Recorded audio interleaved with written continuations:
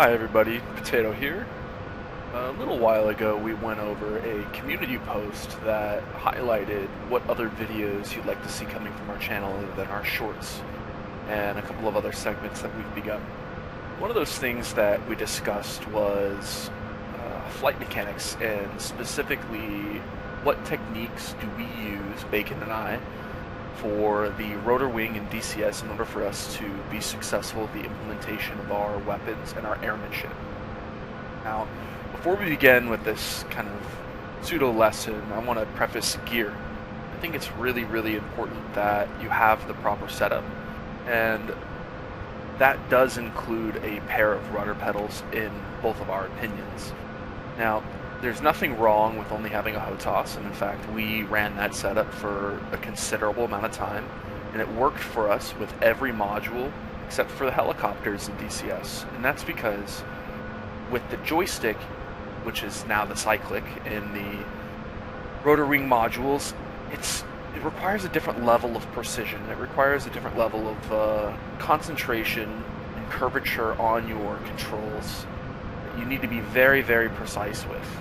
And we find that having to twist the joystick as well as precisely maneuver it is just a little more difficult for our taste than it should be, truthfully. So if you have the ability to get a pair of rudder pedals and you want to really get good at flying helicopters, I'm not saying that you can't get good without it. I'm saying it is significantly easier on you as a pilot to have the proper setup and the proper gear. So first and foremost, we recommend a set of rudder pedals.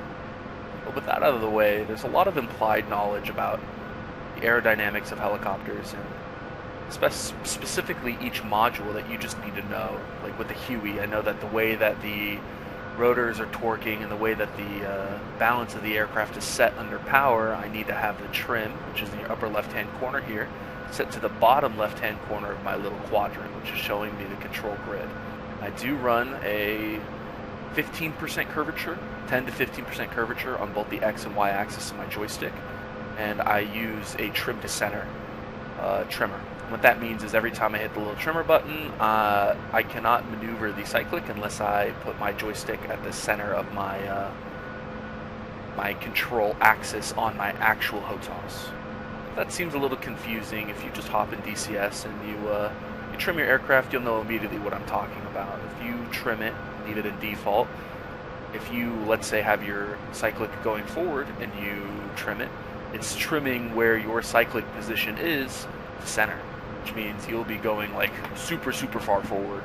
Same thing with like any sort of other lateral movement. But the way that I have it set up, I need to return to 0 in order for it to register my controls again, and that just gives me a different level of precision. So having the right setup in the settings as well is important. Now, as I take off here, again, getting the collective up to the right amount of power on skid's light and the cyclic in the correct trimmer position, I want to talk about intuition and feeling. Now, a lot of what I look for in DCS, specifically because I only have the old trusty Mark I eyeballs, is the attitude of the nose. Is it up or down? I'm looking for the pitch and the yaw of the tail. I'm looking for whether the nose is going left and right. And with a lot of practice, you can understand how to smoothly control your aircraft.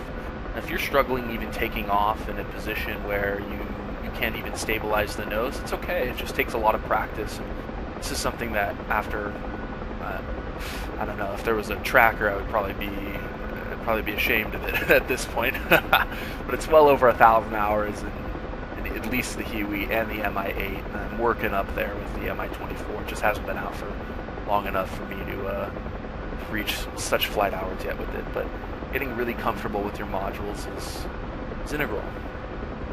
Next, we're going to jump into a right-hand orbit here around the Tarawa, and we're going to go over some landing procedures, some things that I view as important. Now we're approaching the Tarawa from the port side. There's a landing pad, a little pad protruding from it, that I intend to land on. One of the things that I'm going to be focusing on in my approach is pre-trimming the aircraft. That means trimming the aircraft to where I know if I let go of the stick and I wasn't moving forward or backwards, it would get me into a position where I could hover intuitively and easily. Now, as my approach to the landing pad quickens, I'm going to really focus on where my nose is pointed. I know that there's no wind here. If there was any wind, I would be wanting to point the nose into the wind for the best possible aerodynamics. You can see I'm doing that a little bit here. The next thing you want to do is really focus on the intent of your cyclic and the power that you're giving the collective. What I mean by the power you're giving your collective is, are you moving it too far forward? Are you moving it too far backwards? You do not want to overcompensate in a situation like this, but one of the things that I focus on the most is this descent rate meter. I don't want to keep that too high. I really look for that when I am trimming out the aircraft for stability on my approach to landing. And then the next thing I look for is the left or right on the nose here. Oftentimes you hear the hardest thing to do in the rotary side of things in DCS is to hover. To hover in a place, I wouldn't say a singular place, but a place very close to center for a long period of time in any sort of good flight modeled aircraft. And what that means is anything but the Gazelle. Sorry to bully the Gazelle, but its flight model is just cartoonish, and I love it, honestly. But it's not realistic. The art of hovering is hard to put a pinpoint on what it is. It's several factors, including feel, experience, trim, wind, weight, altitude, temperature is huge, and how much power your aircraft is able to allocate to hovering. Now, I currently don't have my hand on the collective, I only have my hand on the cyclic. I'm moving the cyclic in a bunch of micro movements. This is what you really need to get used to, is if you don't have a cyclic that can move very sensitive movements, that can do, I don't know, precise small movements quickly, you're going to struggle at this a little more than someone who does, because you need some sort of like quick, fast movement. Like it's almost like you need a terrible POTOS, like the X-56, wink wink, that has this ability to free float in the center, that gives you this ability to precisely maneuver a helicopter with the right cyclic settings. Here I'm not using any sort of assist, I'm just using my rudder pedals and my knowledge, and a little bit of trouble in the beginning setting the correct trim, but I got the right trim out, and yeah, so this is one of the things that I look for when hovering. Another thing is like understanding ground effect versus not ground effect. And you see here, we not touching the collective, just the cyclic. You see here, we ran out of ground effect, and now we're coming close to the water here. I didn't touch the cyclic at all. Look, nothing. It's all about ground effect and power ratio. Like understanding the aerodynamic forces of your helicopter are super important, super integral to you being able to do this. I wouldn't say successfully, everybody can do this successfully. I mean it, everybody can, but do it with a level of comfort and familiarity that is, it's not that it's almost effortless, but it makes doing things in stressful situations very easy when you don't have to rely on a lot of skill. You just rely on a lot of muscle memory.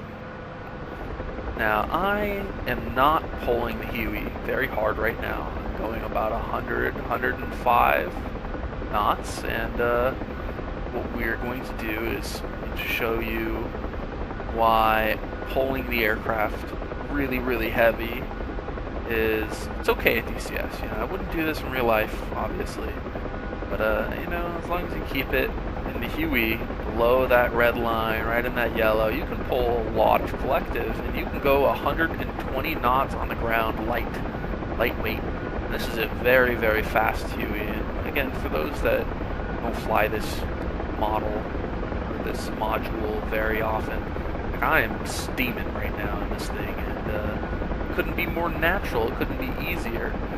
Now, one of the cool things that you see a lot of people do online is like they see a landing spot, like they see a place they want to go touch down. They got troops in, they're inserting. But a lot of people often struggle with being able to slow down and put the aircraft in a specific spot.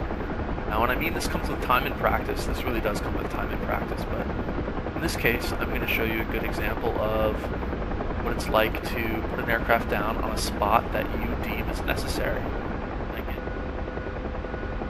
So here I'm making a right-hand turn over the water. Let's say that this is an air assault on an airfield. Very interesting. Let's say we wanted to put it down on this little pad here. What we would do is I would zero out my trimmer, really focus on the speed, come up. If I'm noticing I'm slipping big like that, what I'll do is I'll do this like little S turn, watch the fence, open both doors for your infantry and troops, and manage your collective. Skids light.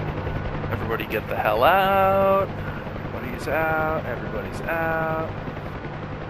Focus on getting out ourselves. Maybe a little flare. Now, some of the things I didn't speak about during that I view as really important is I'm not necessarily looking at my instruments more than I am looking at the environment around me and judging the aircraft's movements off of kind of a balance between the instruments and what you see with your eyes. The instruments, like the descent rate and ascent rate, the vertical speed meter, it will tell you what the aircraft is doing, but it won't show you in terms of how close you are to the ground. It won't show you how far you are how fast you're going forward or backward. Again, like, there's a lot of instruments to scan, not a lot of time to really do a lot of these scannings. This is why practice really makes perfect. Right-hand orbits into target are really good because in the Huey they allow you to trim. If you're Russian, left-hand orbits into target are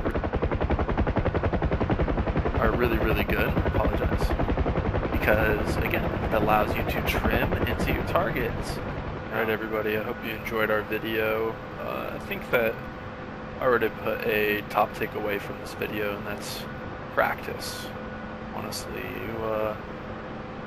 I've done a lot of DCS, not just rotor wing and multiplayer, but single player as well. And I think that the thing that I most benefited from was time in the cockpit, learning the aircraft, learning the weapon systems, just kind of getting comfortable and understanding that different levels of comfort come with the experience that you'll gain. Now, if you're looking for servers to fly, multiplayer, helicopters in, great kind of passive one to go to is through the Inferno. I know that their Syria map specifically has a great island of Cyprus dedicated to their helicopter operations, at least at the time of this recording. Additionally, our favorite online multiplayer server to go to is Rotorheads. Just search Rotorheads or Rotor in the search bar for the DCS servers. It'll pop up right away. That's the best. So really, thank you, Tupper, for all the work that you do, and the rest of the team that helps manage the Discord. That place is really inspired some of the content for this channel, and the community there is genuinely really good. If you have any questions about Rotor Wing Aircraft, you go to their Discord, or Growling Sidewinder has a lot of really good tutorials, including like combat, I guess you could say, in these vehicles. And of course, Grim Reapers for their tutorials on how to fly and controls. Anyways, thank you for watching Bacon and Potato Gaming. Have a great day.